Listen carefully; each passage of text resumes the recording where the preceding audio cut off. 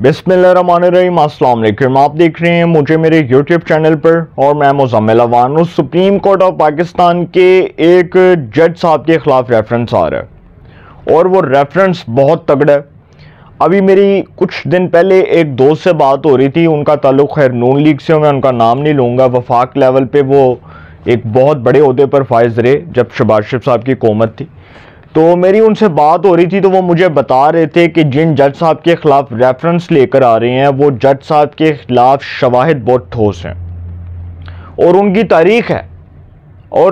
तारीख है कि वो बड़े तसलसल के साथ जो है वो नून लीग के ख़िलाफ़ फैसले देते रहे।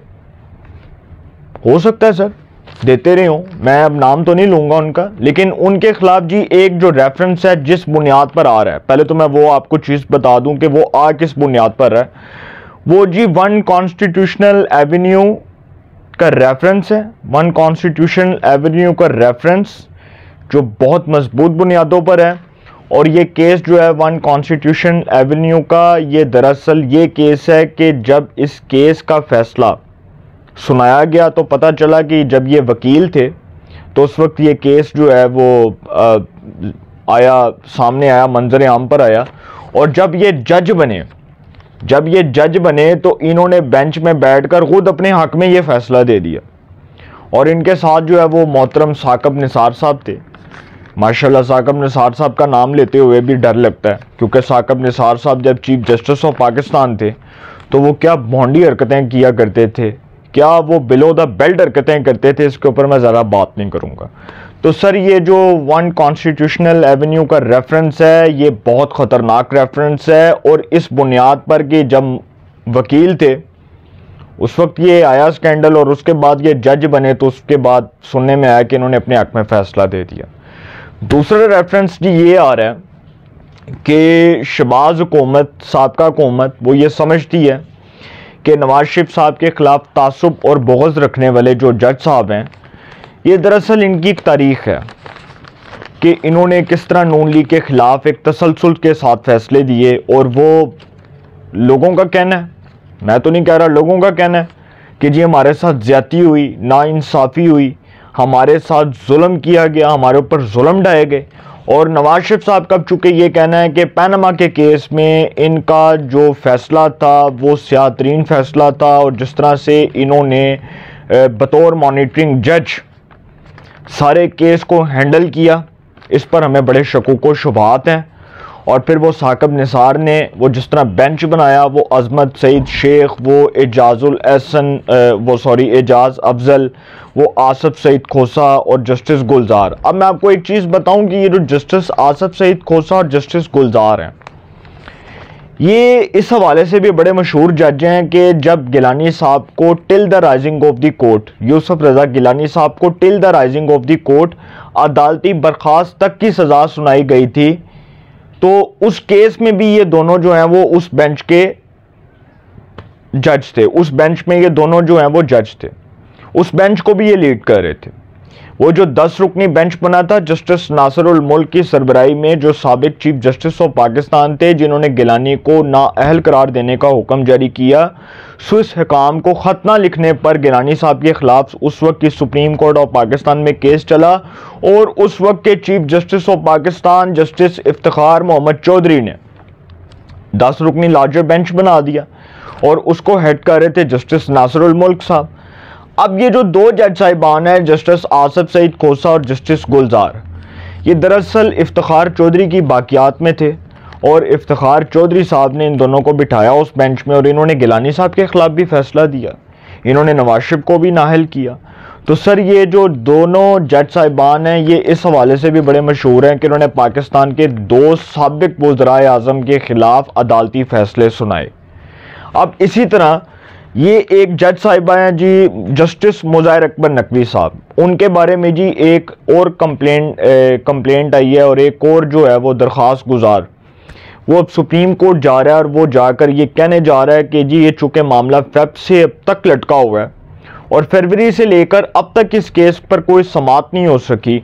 और फिर वो जो ऑडियो आई थी जस्टिस मुज़ाहिर अकबर नकवी साहब की, उस पर तहकीकात की जाए। तो इस हवाले से जस्टिस काजी फाइज ईसा और जस्टिस सरदार तारिक मसूद, उस वक्त के chief justice justice Umar Ata Bandial साहब को इस हवाले से ख़त लिख चुके हैं कि इस पर तहकीकात की जाए और जुडिशल काउंसिल का इजलास बुलाया जाए, लेकिन वो उन्होंने नहीं बुलाया क्योंकि बंदयाल साहब जो हैं वो डंडियां मार रहे थे। उनको पता था वो गिल्टी थे, वो मुलजम थे, वो विक्टिम थे। उनको पता था कि अगर वो मुज़ाहिर नकवी को निकालेंगे तो उनकी अपनी सास का केस खुल जाएगा, और अगर वो मुज़ाहिर नकवी को निकालेंगे तो उनकी बेटी सहर बंदयाल जो इमरान खान की हुकूमत में ग्रेड 16 की पैमरा की नौकरी करती रही, उसका स्कैंडल खुल जाएगा। तो सर बंदयाल साहब जो हैं वो दरअसल चोरों के सहूलतकार बनकर उन्होंने जो हरकतें की पाकिस्तान के आइन के साथ, पाकिस्तान के कानून के साथ, पाकिस्तान के अदालती निज़ाम के साथ, उन्होंने जिस तरह से पाकिस्तान के अदालती निज़ाम का खिलवाड़ किया, जिस तरह से वो पाकिस्तान के अदालती निज़ाम को चुंडू खाना बनाकर बैठे हुए थे, सुप्रीम कोर्ट ऑफ पाकिस्तान को चुंडू खाना बनाकर बैठे हुए थे, तो सर उन्होंने जो पाकिस्तान के साथ किया उनको इसकी सज़ा मिलनी है। वो पाकिस्तान के तसाबी अमल से नहीं बच सकते।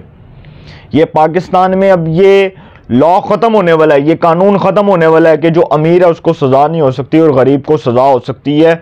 और ये पाकिस्तान में ये कानून ख़त्म होने वाला है कि कोई जज है, कोई जर्नैल है, उसको कोई हाथ नहीं लगा सकता, चाहे वो इफ्तिखार चौधरी क्यों ना हो, सज़ा उसको ज़रूर होगी। सज़ा उसको आइन और कानून के मुताबिक होगी कि ये नहीं हो सकता कि गिलानी को नाहल करार दे दिया जाए और इफ्तिखार चौधरी जो है वो अपने बेटे की करप्शन लूट मार को छुपाए और कहे कि जी मैंने इसके हक में फ़ैसला दे दिया, ये क्लियर है। और वो मलक रियाज से पैसे पकड़ रहा हो, उसके साथ डीलिंग्स कर रहा हो, उससे रिश्वत ले रहा हो और इफ्तिखार चौधरी अपने बेटे को क्लियर कर जाए और गिलानी को सज़ा सुना जाए। ऐसा नहीं हो सकता। ये नहीं हो सकता कि नवाज शरीफ को पैनामा के केस में सज़ा सुनाई जाए और इमरान खान को सादिक और अमीन करार दिया जाए। इमरान खान अगर चोर साबित हुआ है तो सर वो मैंने नहीं किया, वो पाकिस्तान की मौजूद अदालतों ने किया, अपने फैसलों से किया, आइन और कानून के मुताबिक फैसले देकर किया है कि वो घड़ी चोर है, वो साइफर के मुकदमे में मुलजम नामजद है, उसको जेल में डाला है, आइन और कानून के मुताबिक डाला है, कोई जानबूझकर नहीं डाला गया। उस पर जो जुर्म है उस जुर्म का वो इर्तिकाब कर चुका है, उस जुर्म का वो जो है वो कह चुका है, वो अपने अल्फाज में कह चुका है कि भाई मैंने ये तोहफे लिए, मैंने ये बेचे, तो फिर पीछे क्या रह जाता है।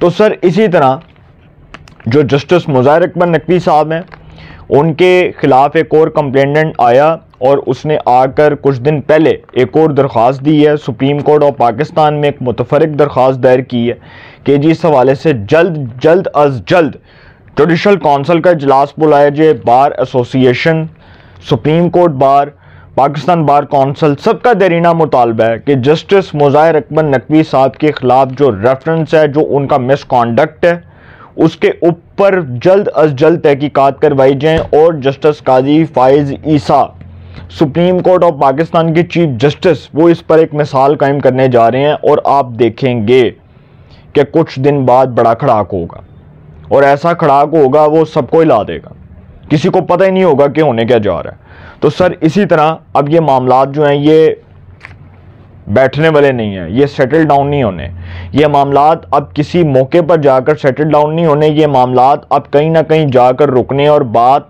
आइन, कानून, असूल और इंसाफ की होनी है, इससे हटकर कोई बात नहीं होनी।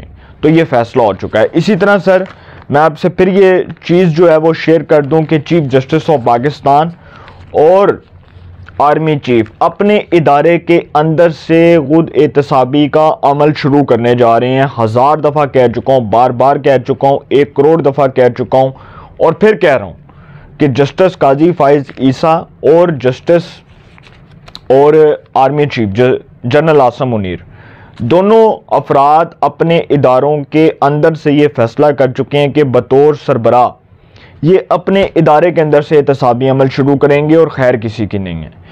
2 जजेस के ख़िलाफ़ मिसकॉन्डक्ट की शिकायत दर्ज है कि जी उनका मिसकॉन्डक्ट हुआ, जिस तरह से उन्होंने अपने हलफ से रूगर्दानी की, और वो जो सारे इल्ज़ामात हैं उन इल्ज़ामात की बुनियाद पर सर ये तहकीकात होनी है और रगड़े सबने जाना है, छूट किसी को नहीं मिलनी, चाहे वो जज है, चाहे वो जर्नैल है, चाहे वो सियासतदान है, चाहे वो ब्यूरोक्रेट है, चाहे वो सादिक संजरानी का भाई है, चाहे वो कोई भी है जो रियासत में, जो हमारी रियासत में रहकर, जो हमारी स्टेट में रहकर हमारे टैक्स के पैसों पर अय्याशी करेगा, बंगलात बनाएगा, महलात बनाएगा, गाड़ियाँ ख़रीदेगा, लोगों के साथ डीलें करेगा, अपने बच्चों को बिठाएगा। और मोहम्मद खान भट्टी के वो इंकशाफात हैं, तो सर वो इंकशाफात की रोशनी में बहुत कुछ खुलने वाला है। ऐसे ऐसे राज खुलने हैं कि लोगों को पता नहीं होना कि ये हो क्या रहा था इस मुल्क में। ऐसी ऐसी चीज़ें खुलकर सामने आने वाली हैं। तो सब अपनी खैर मनाएं। और जस्टिस काजी फाइज ईसा और आर्मी चीफ आसिम मुनीर दोनों शख्सियात रंडा फेरने वाले हैं। अपनी राय का कमेंट्स में ज़रूर इज़हार कीजिएगा। इंशाल्लाह एक नई सेगमेंट के साथ पे मुलाकात होगी। अपना बहुत ख्याल रखिएगा। आला निगहबान।